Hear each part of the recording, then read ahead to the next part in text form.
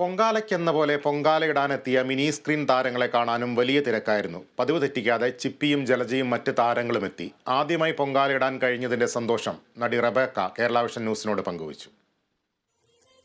ആറ്റുകാൽ പൊങ്കാലയ്ക്ക് പതിവ് തെറ്റിക്കാതെ നടി ചിപ്പി എത്തി, ഒപ്പം ജലജയും. പൊങ്കാലയിടുന്നതിനോടൊപ്പം പൊങ്കാലയ്ക്കെത്തുന്ന താരങ്ങളെ കാണാനും ആളുകൂടി. ക്ഷേത്ര പരിസരത്തു തന്നെയാണ് താരങ്ങൾ ദേവിക്ക് പൊങ്കാല അർപ്പിച്ചത്.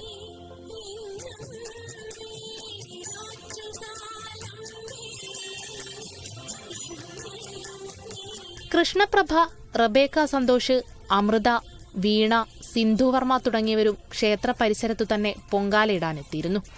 ആദ്യമായി പൊങ്കാലയിടാൻ കഴിഞ്ഞതിന്റെ സന്തോഷം നടി റബേക്ക പങ്കുവച്ചു. ഞങ്ങൾ ആക്ച്വലി ട്രിവാൻഡ്രത്ത് ഒത്തിരി വർഷമായിട്ട് വരുന്ന 10-13 വർഷമായിട്ട് വരുന്നതാണ്.